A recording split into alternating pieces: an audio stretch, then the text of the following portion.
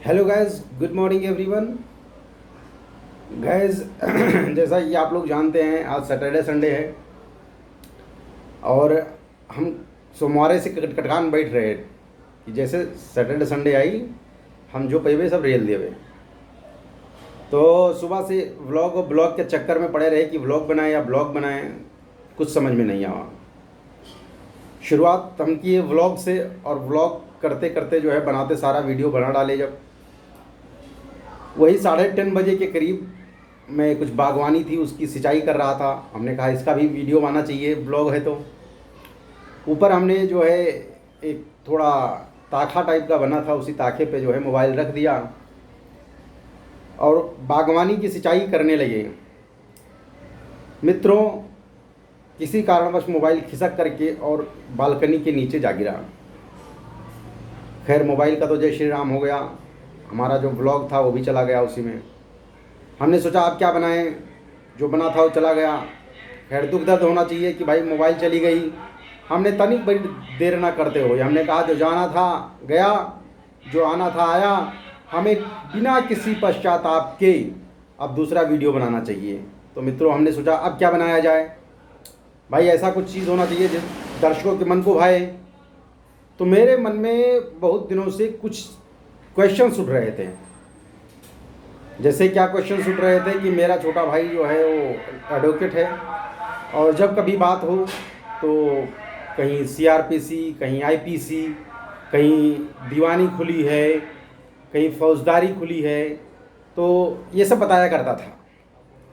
अच्छा, ये सब चीज़ें अगर आपको जानकारी नहीं है तब भी अच्छी बात है, चुप रह जाओ। अगर जानकारी है तो फिर पूछने से फ़ायदा नहीं है। तो फिर मैंने कहा कि अब इतना सब लफड़े चपड़े में ना पड़ें, लेकिन इस जानकारी को मैंने कहा कि और लोगों तक पहुंचाया जाए। क्या होता है कि गांव में या अन्यत्र लोग नहीं जानते हैं कि होता क्या है, आईपीसी क्या होती है, सीआरपीसी क्या होती है, सीपीसी क्या होती है, या हमारा भारत देश ये रिपब्लिक है, रिपब्लिक क्यों होता है, रिपब्लिक क्या है। तो इन सब चीज़ों को लेकर के मित्रों हमने एक गहन अध्ययन किया। हो सकता है कुछ त्रुटि हो, उस त्रुटि के लिए हम आपसे क्षमा चाहते हैं। फिर भी मेरी कोशिश बहुत अच्छी है कि आपको आसान शब्दों में हम इसको समझा पाएँ। अब होता क्या है मित्रों कि जैसा कि हम लोग देखते हैं कि हमारा संविधान जो है 26 जनवरी 1950 को लागू हो गया। अब 26 जनवरी 1950 को लागू हो गया। 26 जनवरी जो है हम लोग इसको रिपब्लिक डे कहते हैं, गणतंत्र दिवस। अच्छा, रिपब्लिक डे क्यों कहते हैं, रिपब्लिक डे, रिपब्लिक क्यों कहते हैं इसको?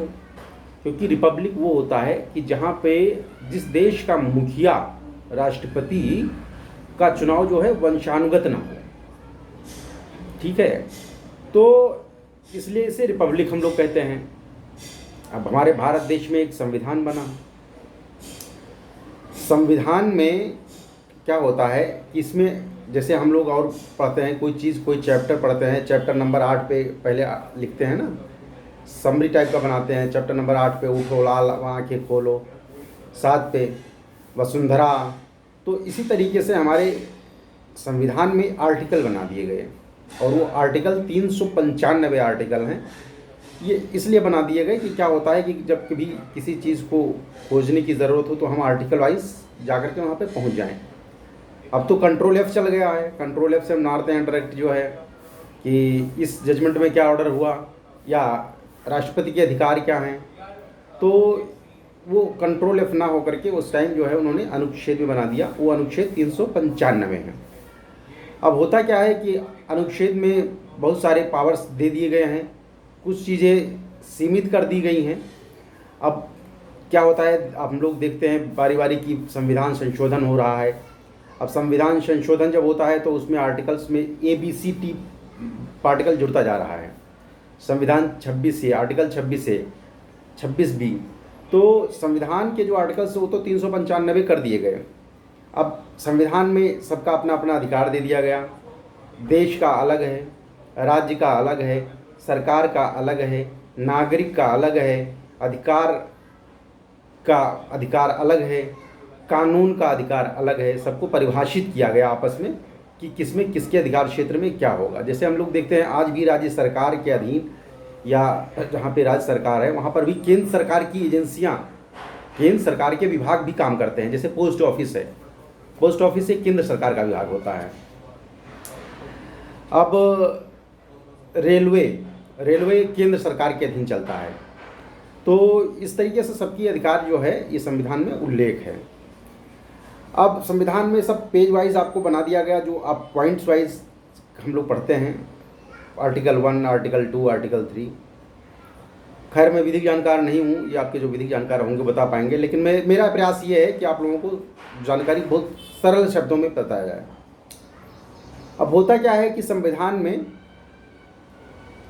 हम लोग कहते हैं कि ये सिविल है, ये आईपीसी है या सीआरपीसी है। सिविल क्या होता है? सिविल में ऐसी चीज़ जहाँ पे लड़ाई झगड़ा ना हो, इधर सिंपल वाला, जैसे घर खेत हो गया, शादी विवाह हो गया, और क्या हो गया जो है बहुत सारी चीज़ है कि जिसमें लड़ाई झगड़ा छोड़ के भैया। अब उदाहरण के तौर पे जैसे कुछ भी मान लो आप, वो उसने उनका मेढ़ जोत लिया। अब ये इसमें क्या होगा कि ये मेढ़ जोत लिया, खेती का मामला है, खेती का मामला है, ये सिविल पे आएगा। अब सिविल में जब आएगा तो सिविल में आने के बाद में एक प्रोसीजर, किस प्रोसीजर के तहत इसको देखा जाए मैटर को, उसको एक प्रोसीजर बना दिया गया। उसे हम लोग कहते हैं सिविल प्रोसीजर कोड, सीपीसी। एक प्रोसीजर होगा ना, जैसे मेढ़ जोत लिया उन्होंने, तो मेढ़ जोतने के लिए अब ऐसा तो है नहीं कि खड्डे पहुंचे मेढ़ जोत लिया साहब, फोटो खींच के दिखा दिए, खत्म मामला। एक प्रोसीजर है, उसमें एविडेंसेस होंगे, केस लड़ा जाएगा, आपके वकील उनके वकील सामने प्रस्तुत होंगे, जजमेंट आएगा। लेकिन इसमें सिविल मैटर में क्या होता है कि इसमें सजा नहीं होती है, सजा का प्रावधान नहीं होता है। इसमें आपको दंड दिया जाता है। अब दंड दिया जाएगा, अब दंड देने के बाद में उसमें अगर दंड पर आप अग्री नहीं होते हैं, जैसे मान लिया जुर्माना लगा दिया गया, इसमें दंड नहीं दिया जाएगा, माफ़ी चाहेंगे, इसमें दंड नहीं दिया जाएगा। दंड के रूप में आपको मुआवजा लगाया जाएगा, दंड के रूप में मुआवजा लगा जाएगा। तो उस मुआवजा जैसे मेढ़ जोत लिया या शादी विवाह में कुछ हो गया या किसी से कोई सर्विसेज आपने ले रखी है, उस सर्विसेज का जो है कुछ डिस्प्यूट है, तो ये सब सिविल में जाएगा। अब सिविल में गया तो वो जो भी कोर्ट होगा ये डिसाइड करेगी, वो ये नहीं डिसाइड करेगी कि इनको दंड दिया जाए, जेल भेज दिया जाए। खैर कोर्ट है, कुछ भी कर सकती है, लेकिन जो मेरी नॉलेज में है वो पहले एक मुआवजा राशि निश्चित करेगी कि इनका क्षति हुआ है, नुकसान हुआ है, इतनी मुआवजा इनको दी जाए। अब उसको अगर नहीं आप मानेंगे तब जो है न्यायालय आपको दंड देगी। तो ये सब तो हो गए आपने सिविल वाले मामले। अब सिविल को हम दीवानी भी कहते हैं। क्या होता है, कभी कभी कोर्ट में हम देखते हैं कि कचहरी बंद होती है, दीवानी खुली होती है।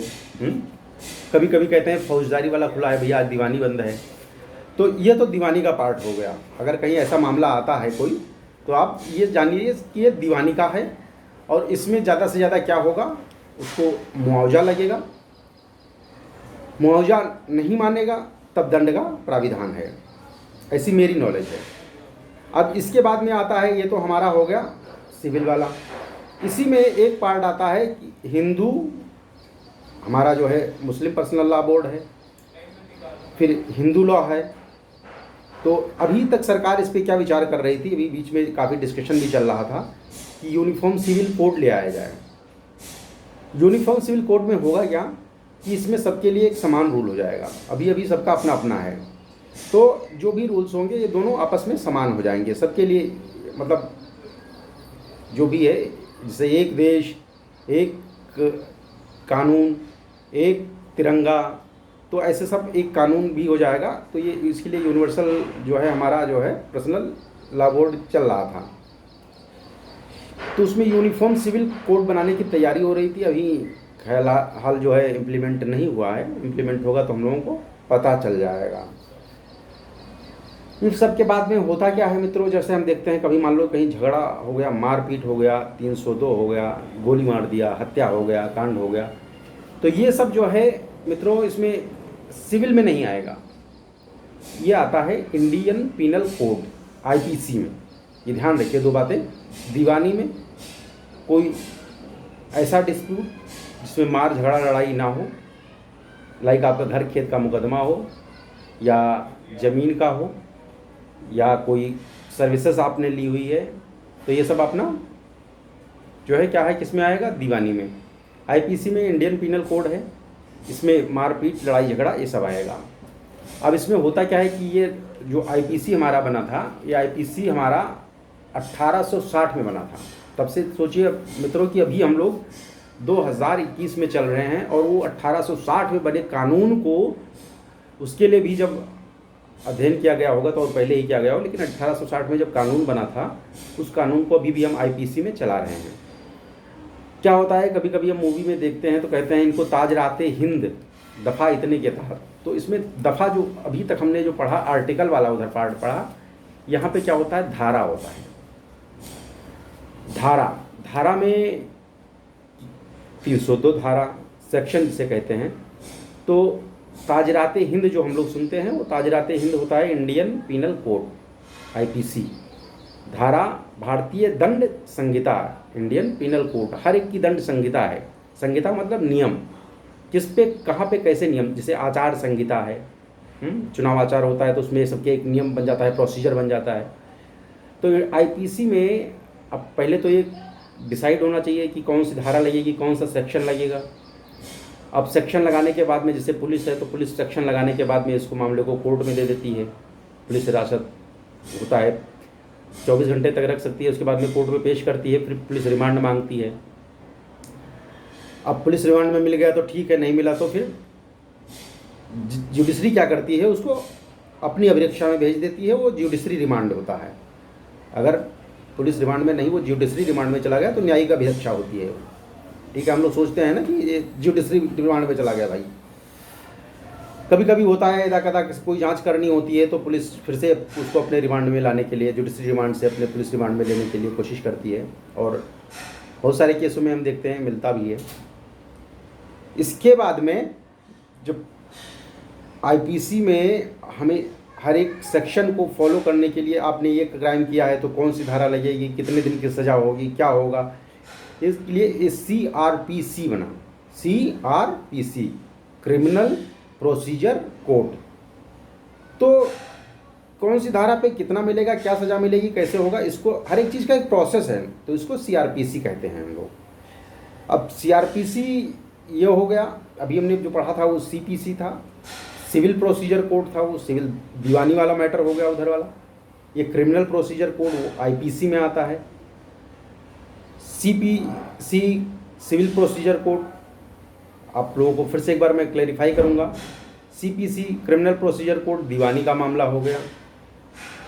फौजदारी में आईपीसी आता है, आईपीसी में फौजदारी आता है, इसमें धाराएं होती हैं, इसको फॉलो करने के लिए CRPC होता है। अगर आपसे पूछे कोई कि ये धारा आपके ऊपर आईपीसी लग रही है या CRPC लग रही है या फिर CPC लग रही है, क्रिमिनल प्रोसीजर कोड, और सिविल प्रोसीजर कोड CPC, तो आप ये आसानी से जान सकते हैं कि आप पे CPC लग सकती है या CRPC लगेगी। CRPC कोई नाम ले रहा है, समझ लो कि आईपीसी के अंतर्गत है ये। अगर CPC कह रहा है तो वो सिविल प्रोसीजर कोड हो गया दीवानी। इधर CRPC में है, धारा लगी हुई है, तो क्या होगा, ये आईपीसी के अंतर्गत आपका फौजदारी मुकदमा आएगा। मित्रों, आशा करता हूँ कि आसान शब्दों में जो भी बताया है, हो सकता है कुछ त्रुटियाँ रही हो, कोशिश लाख थी कि इसको समझ करके आपको समझाया जाए। वैसे मैं तो विशेषज्ञ सबका हूँ, ठीक है। बाकी अगर कहीं कोई त्रुटि होगी तो उसके लिए मैं माफ़ी चाहता हूँ और आपसे आशा करता हूँ कि उस त्रुटि को आप बताएंगे। मैं पूरा कोशिश करूँगा कि उस त्रुटि को रेक्टिफाई करूँ और दोबारा उस वीडियो को बनाऊँ। साथ में ये भी आशा करता हूँ कि हमारे बताए गए आसान शब्दों में आपको समझने में आसानी होगी, और आशा करते हैं कि आप अच्छे से समझ गए होंगे। चलिए विदा लेते हैं, तब तक के लिए धन्यवाद।